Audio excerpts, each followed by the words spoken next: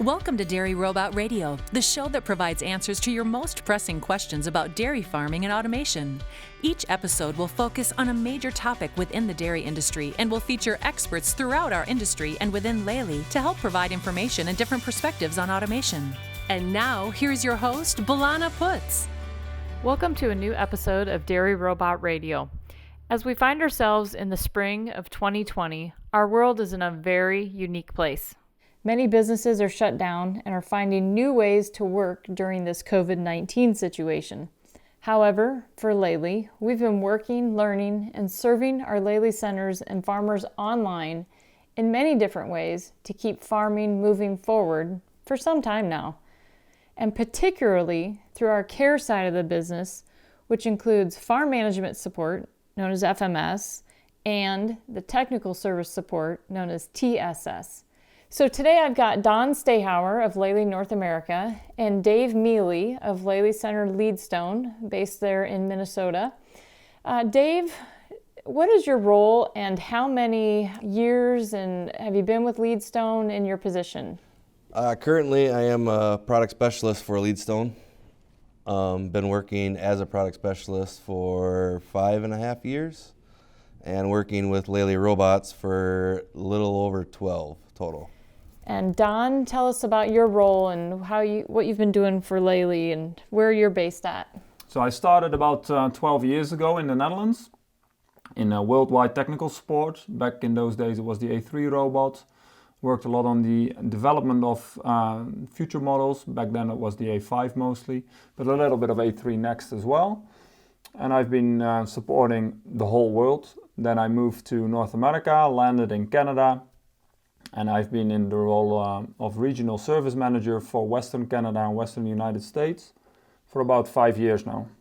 So Dave and Daan, how do you guys interact? How does corporate and a Lely Center engage throughout the week, throughout the year? Tell us what your relationship looks like and how that impacts the farmer. Well, I think in several different ways. Number one, using the basic email, phone conversations, text messages.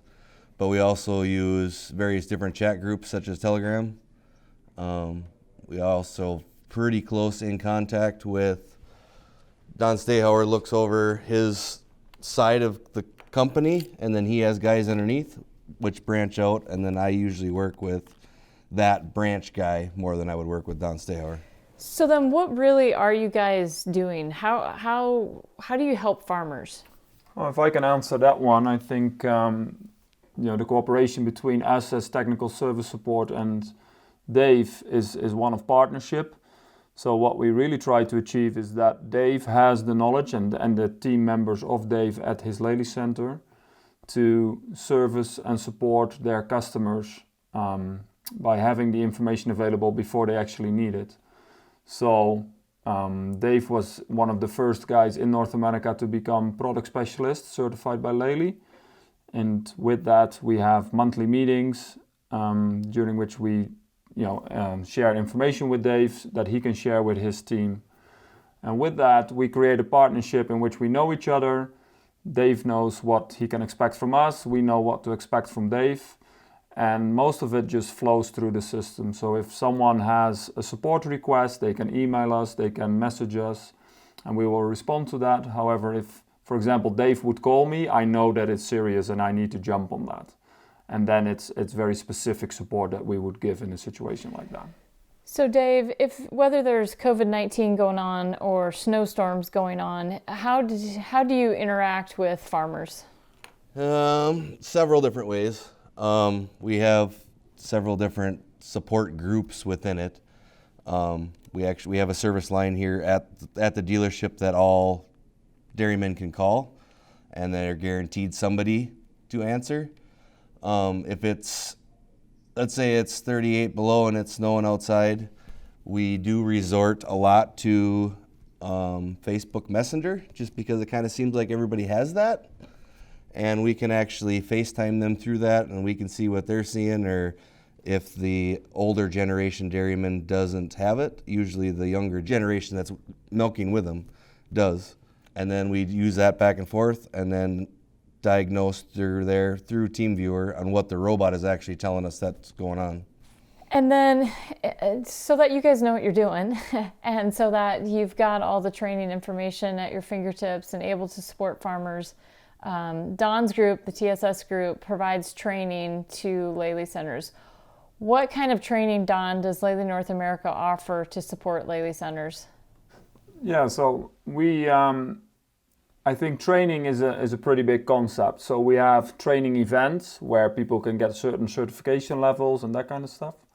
However, we also just train on the fly. I think every time we get a support request in as Lely North America, it's a training opportunity as well. So we try to not just answer, the answer is 6, but we try to explain why, where they can find it and that kind of stuff. So it's a continuous training program.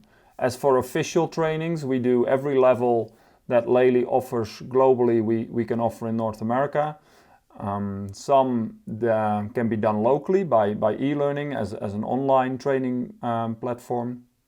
However, we also have 2 training centers, one in Pella, Iowa, and one in Woodstock, Ontario, where we have all our products ready to work on, try things out, and where technicians can get hands-on experience.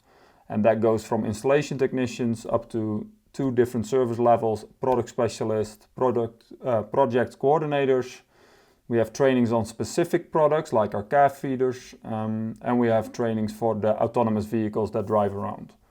So we have a pretty broad spectrum of training as week events where people come to our training centers. We have it online, and we have monthly meetings and those kind of events where we train as well. So when Dave needs to troubleshoot, what kind of information is accessible online to Lely Centers? There's several different pieces. One of the greatest tools is a tool called Document Command Center. And that is a tool that we can install on mine or any other service laptop that has all of the service parts and installation manuals, all the checklists, anything that anybody would need on a typical service call built right in, that saves to their laptop, and then every time they hook to Wi-Fi, it automatically updates. There's also an online tool called Laylee Net, which is a lot like a Google browser.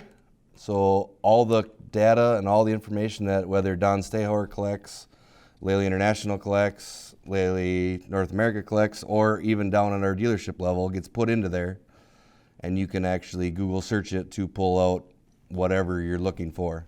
If it's a calf feeder or a milking robot or a autonomous manure collector. Nice. So what does Laylee Academy mean? What is it? Yeah, so that's our platform on which we can provide e-learning with our people in the field, whether that's technical people or farm management support people. And that is a platform where we can do online exams, have online modules for them to go through. It's pretty much e-learning, and it's a platform through which we also handle all the exams, marks, technician keys that technicians will have, so they can actually operate the highest level on the equipment for servicing, and that all goes through the Laylee Academy. So that's a mostly automated, fully online platform on which we can add modules, take modules out, assign tasks to people, all in order to train them up. And then throughout the year, I think Lily's got online training and e-learning. Is that offered through Academy? So the Academy is changing every day. We're developing more and more into online modules, and especially now with the COVID-19 situation, that has been accelerated, so we can train more through Academy on a remote basis. Makes a lot of sense. So for new people who are considering getting into the TSS field, how often is training required? What kind of participation are they required to do? How does a person get started in TSS? If we were to hire a tech on today, we usually run them through it kind of depends on the tech, anywhere between a 6-week to a 6-month course of They might be working on a robot, they might be putting a headlock in, they might be doing whatever, to kind of getting the feel for the entire field of what we do, not just, Laylee robots by themselves. They might work on a vector system or work on a collector side of things. And then what that does is that kind of gives them the opportunity to pick what they like to do. And then once we have that established, then we can push farther along in that role. And then that's when we would send them to the Lely Training Centers in either Woodstock or Pella. They got to walk before they run. Exactly, yep. A lot of times when we have these guys coming on or these techs coming on, they don't really know what they want to do because they don't really know what it's all about yet. You have to lead them to the water tank and let them figure out what to drink. There you go. So that makes a lot of sense. So like you said, they got to walk before they run, understand what their skill set is, understand where their passions lie, and then you guys mold and develop that individual with the training programs that Laylee offers, and at the same time keeping the technician close to the vest and earning the respect of the customers that they serve. So on an FMS side, FMS and TSS are both under our care umbrella. And while I'm talking to Daan and Dave, who are TSS experts, on the FMS advisor side of our business, you guys do cross over. Any idea, guys, how much training and participation is required for a person looking at FMS? Yeah, you're very right, Bellana. There's definitely plenty of crossover. Both FMS and TSS has to be able to work together. As far as the amount of training that it takes for an FMS person, their first step is learning the software side of it, right? How does our Time for Cow software work? To understand how to read the reports and understand how to be able to do that side of it. Everybody's got their own learning curve. I would say most FMS people can be fairly knowledgeable in 6 months. So let's transition a little bit to the technology side of Laylee. Best Buy has the Geek Squad. I don't know, do you guys, TSS, take on some type of, jargon? Do you have some label for TSS folks? Yeah, I don't think we have a specific geeky name for it. So how do you guys handle remote troubleshooting? Yeah, so for us as the Laylee North American organization, the remote troubleshooting starts at the Lely Center. They are our partners in the field. They will pick up that call from the farmer either during day or night or weekend and try to help them out. They will mostly also try to do that in a remote way just to be most cost effective. If they need our help, they can reach out to us. We have a 24/7 hotline as Laylee North America.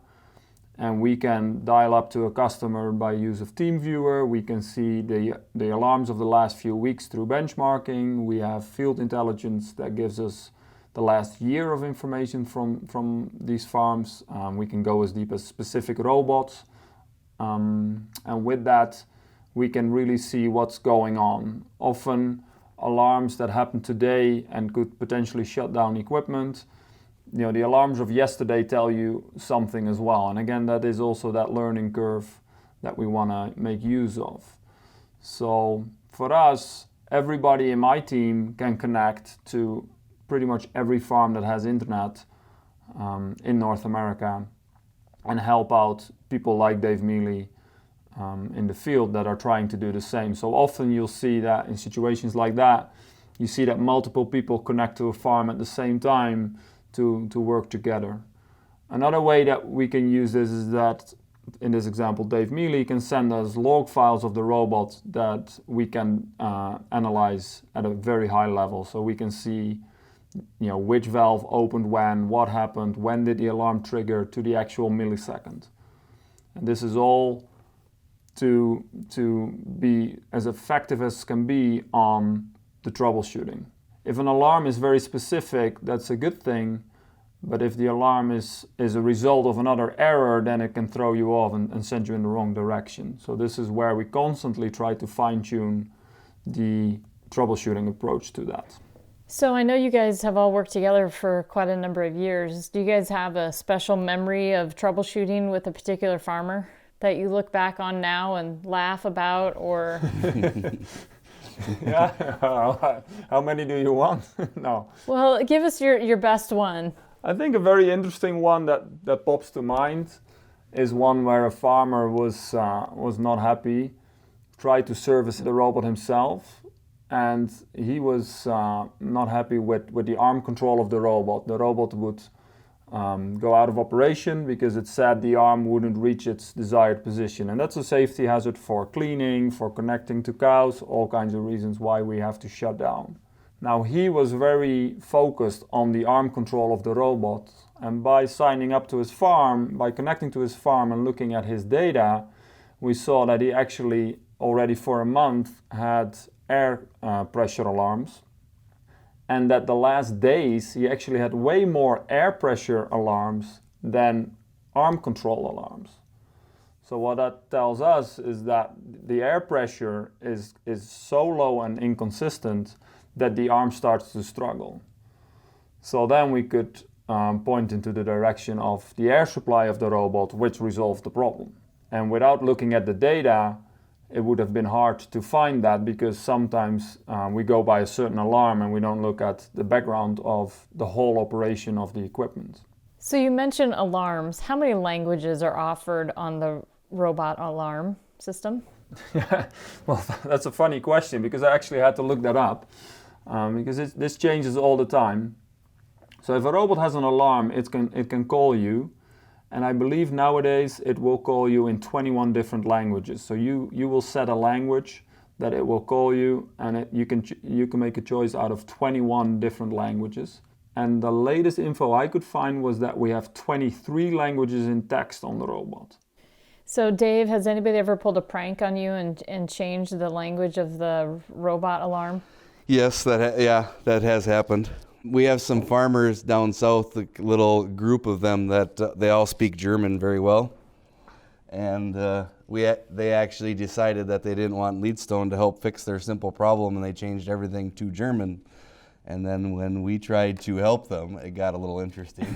I'm sure. We did get through it, and it all worked. But even today, that is huge for some of the dairies that are coming into picture now, or a little bit larger, where they all have Spanish or South American or even Austrian help. Oh wow, great points. We can even set the robot to Hebrew if you'd want, which even changes the position of the buttons on the screen because it flips around. So if you really want to pull a prank back, Dave, then you can put it in Hebrew. Uh-oh, I hear mischief in the making. So let's transition here to a really hot topic that farmers ask before they purchase robots, before they purchase a new pickup, before they purchase a new tractor for that matter: cost of ownership. How can dairy producers keep their cost of ownership on their milking robots down?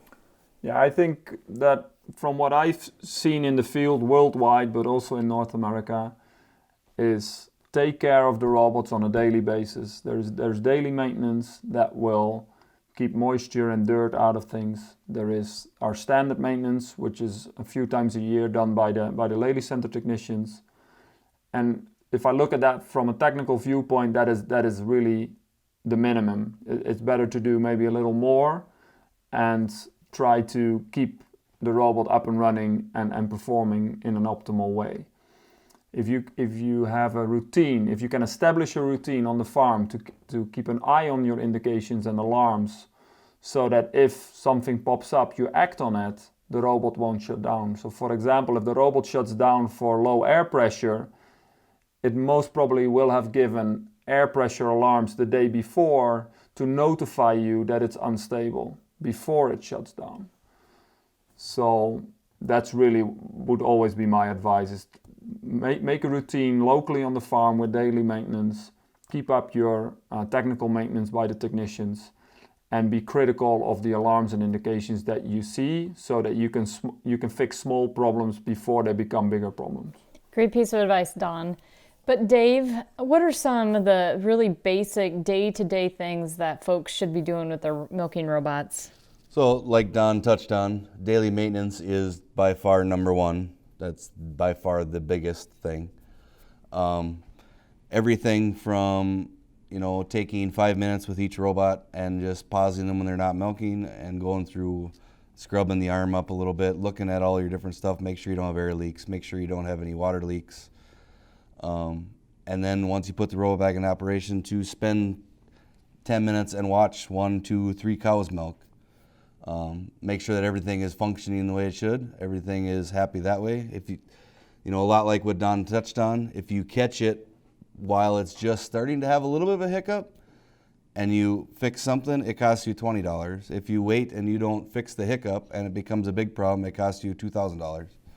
So, you know, just cleanliness, tidiness, if cows are slopping the pellet or their feed all over the ground and feed's compiling, I mean, does that add up and make a difference? It does. It very much does.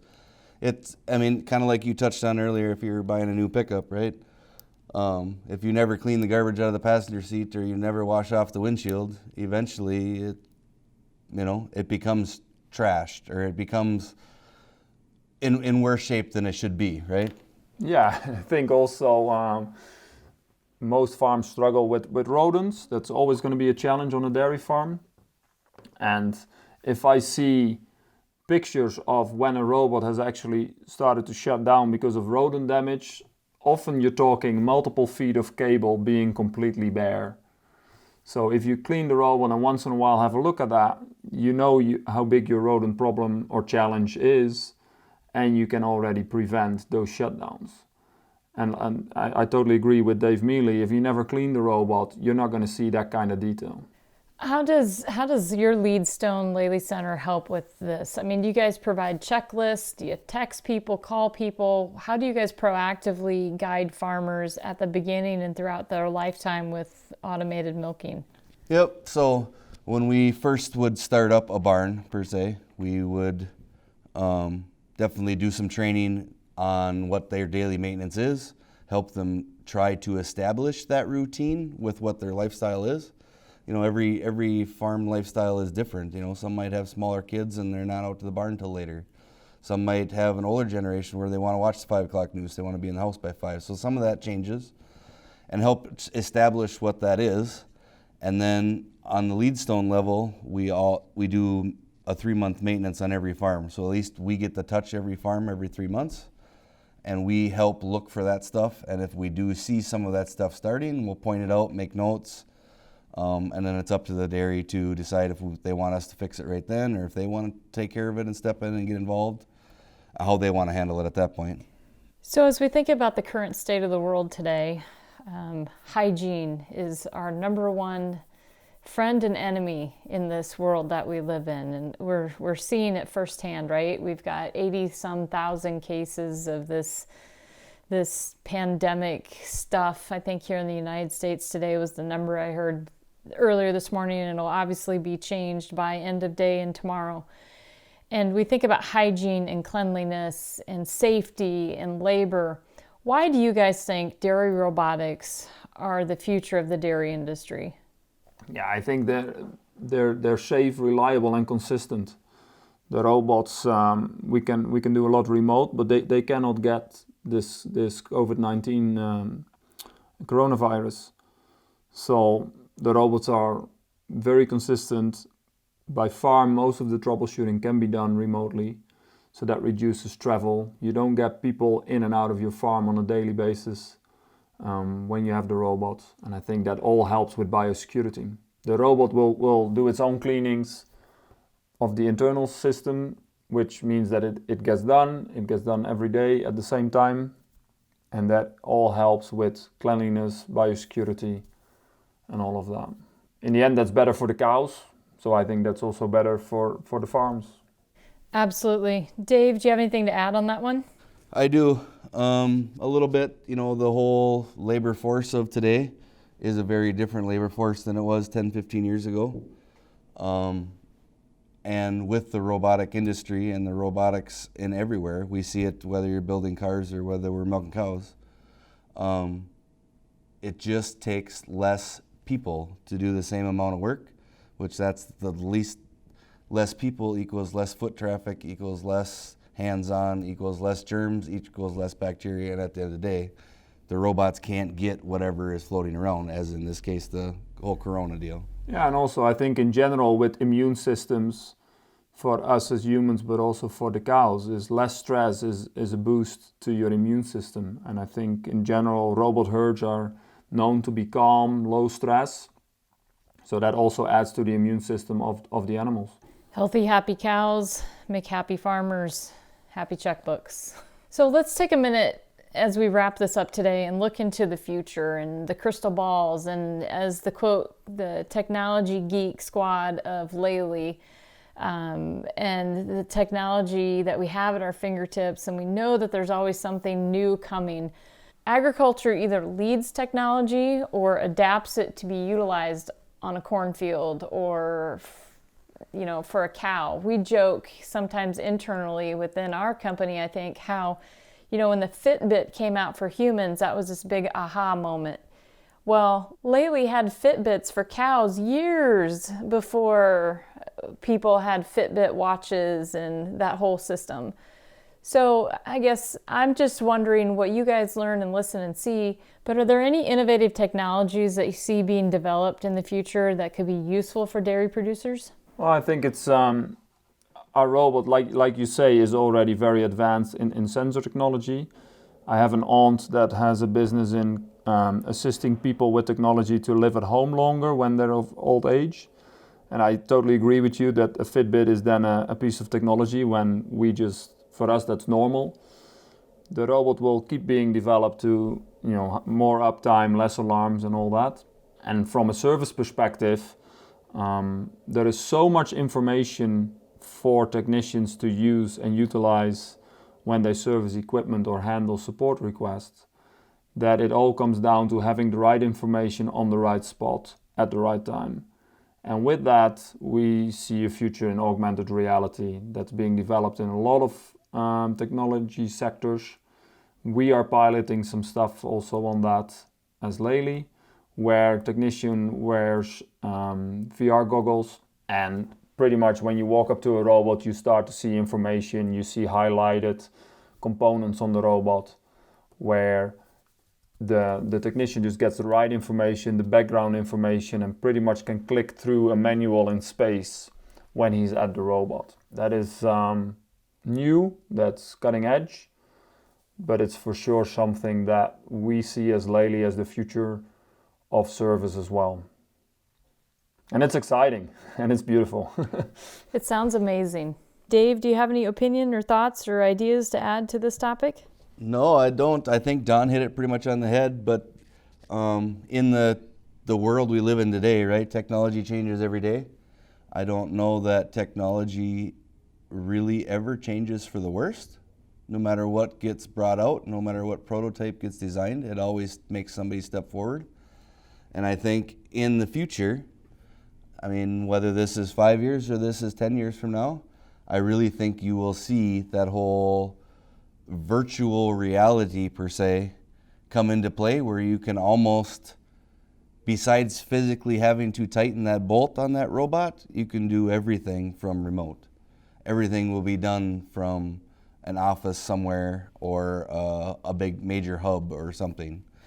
Awesome. A lot of cool stuff coming down the pipeline, a lot of coaching, teaching. I think of my kids as I see them wander around a farmstead with smartphones in their pockets. What's next? 10 years down the road, what is next that we will all have at our fingertips to get information? It's a great time to be in technology and to be in agriculture, and let's get this phase of our world behind us and get back to focusing on an enjoyable, sustainable life, right? Yep, totally agree. There's a lot of excitement on the horizon too. We just have to get over this hump. You've been listening to Dairy Robot Radio, the show for dairy producers who want their questions answered by experts in dairy automation. Connect with us at dairyrobotradio.com to listen to all episodes and learn more about the topics and guests on the show. You can also find us on iTunes, Google Play, Stitcher, and Spotify.